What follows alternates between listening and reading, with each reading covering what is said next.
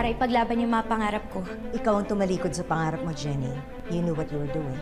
You're the producer. Boss ka nilang lahat. You can overturn their decision. But maybe, I don't want to. Paumanhin sa naidulot kong perwisyo sa inyo. Pero nangangako ako, babayaran ko kayong lahat. Kalokohan. Wala ka namang pera. Hindi ko alam kung anong magic yung meron ka. But the management has given you a second chance to prove yourself. You don't have to give it all away. You don't need to hide or run away. Don't let anyone take over your show. 'Cause no matter what they say, girl, you're a star.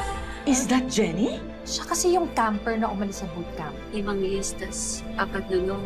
Now for my vote. No. So, 5-5 ang score. Sinong bibreak ng tie? Sorry I'm late. Miss Monica, Jenny's done with her performance. So far, it's a tie. I can break that tie. Ma'am Monica, pwede ko pong ulitin yung performance ko para sa inyo po. No need. I came prepared with my vote. And my vote is...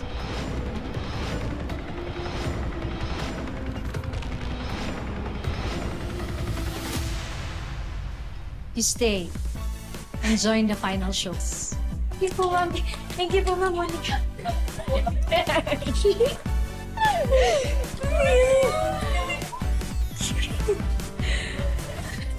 you po. Salamat po sa binigay niyong second chance, ma'am. No! No! This is unfair! If ibabalik niyo si Jenny, I'll quit and tell everyone online na this bootcamp is rigged. You have no right to tell me what to do, Megan. Baka nakakalimutan mo that I own this company.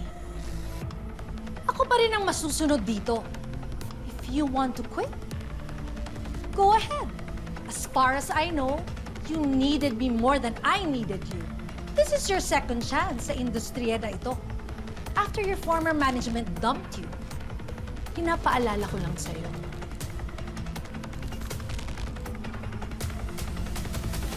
So, if I were you, stop whining and prepare for the final showcase.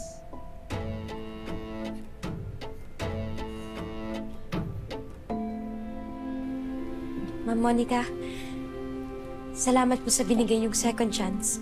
Honestly, nagdalawang isip ako. Pero somebody spoke up for you. She made me realize na deserve mong makabalik. Kung may dapat kang pasalamatan, hindi ako yon. Why is it so hard to get rid of that street rat? Chill, Megs. Wala na tayong magagawa. Galingan na lang natin sa finale showcase. Ate, pwede ba? If you have nothing good to say, can you just shut up? I have to do something. Kailangan niyang ma-realize na it's a huge, big, massive mistake na bumalik pa siya dito. Subukan mong itayo yan.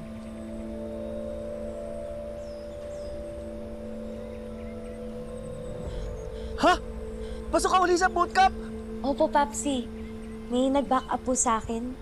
Feeling ko, si Nate po. Ay, salamat sa Diyos. Naku, Papsi, hindi po kasi nila ako papayagan na umuwi. Kailangan ko daw po humabol para dun sa finale showcase ngayong Sabado. Tinawagan ko lang po talaga kayo bago ko po i-surrender ulit yung phone ko. ganun ba? Oh, sige.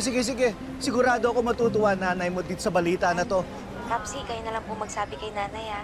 Oo, sige. Mag-iingat ka dyan, anak, ha? At saka, proud na proud kami sa'yo. Galingan mo, ha? Oo naman, Papsi. Para sa inyo po ni nanay. Sige po, una na po ako, ha? Love you, Papsi. Love you. See you po. Bye-bye po. Love you din, anak. Mwah. Jenny!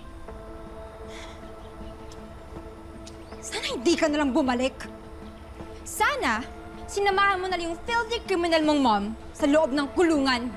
Ganyan na ba talaga kasama ugali mo na nagwi-wish ka ng masama para sa ibang tao, Megan? Bakit ba hindi ka na lang maging masaya para sa Because akin? you don't deserve to be here! Oo, umalis ako. Malaking pagkakamali yun, pero nabigyan pa ako ng isa pang pagkakataon para patunayan sarili ko dito sa bootcamp. Kaya deserving ako na nandito. At ilalaban ko yung pangarap ko hanggang dulo. Tsaka hindi ba fair naman yung pagkakabalik ko dito? Kung meron kang problema sa naging resulta, huwag ka sa akin magalit. Kung dito sa tao na nagsabi kay Miss Monica, nabigyan pa ako ng isa pang chance. Kung sino mang anghel yon, siya yung awayin mo. Don't you dare turn your back on me! Megan! What are you doing? Lola, Bakit siya sinaktan? Ha? Ano ba yun? Sino ba? Ano ba yun? Ano ba yun sa'yo? Aray, dito po. Oh, Banat. Jenny? Ma'am, Kayo pong lola ni Megan? oo. wait, what? Kilala mo yung babaeng yan? Siya yung tumulong sa akin. Uy! Ay, okay lang po kayo. Ano po nangyari? Wait lang po. Tulungan ko po kayo. Parang naipitan ho ata kayo ng ugat. Siguro nga. Well, yung babaeng superhero nyo is my biggest rival here sa bootcamp. Siya yung sinasabi ko sa inyong kinaiinisan ko, Lola.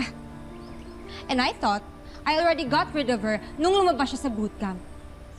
Pero mukhang madami yung lock potion niya. Or worse, black magic voodoo. Dahil nakabalik siya. I'm not a black magic voodoo. Dahil ako ang dahilan kung bakit siya nakabalik dito sa bootcamp.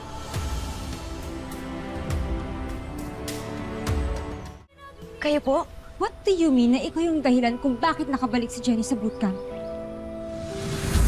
Umalis si Jenny kasi may family emergency siya. Yung nanay niya kasi... Wait. Inuna pa ni Jenny ang family niya and risk the chance of becoming a P-pop star? Wow, that's so rare.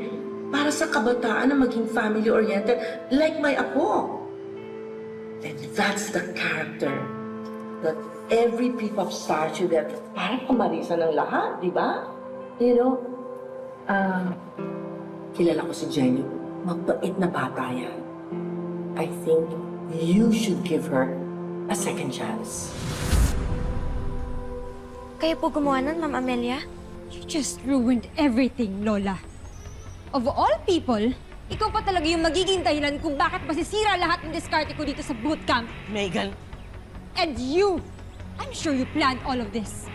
Ginamit mo si Lola para makabalik dito. You, sir! Hindi yan totoo! Sobra ka na! Nabitawan ka dito! Umalis ka na! Umalis dito! Stop it! Ano ba? may camera ko. Baka makuha ka ng video sa ginagawa mo.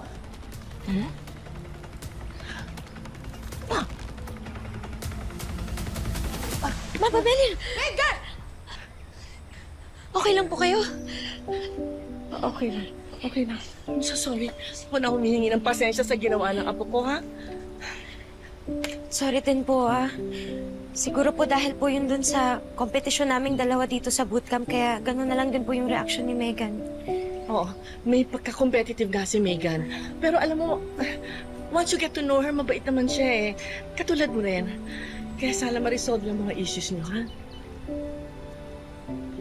Ma'am, masaya po ako na kayo po yung dahilan kung ba't ako nakabalik sa bootcamp. Maraming salamat po, pero hindi ko din po maiwasan na mag-guilty dahil ako po yung dahilan kung ba't kayo nagkakagulo ng apo niyo. Let me talk to Megan. Sige. Megan!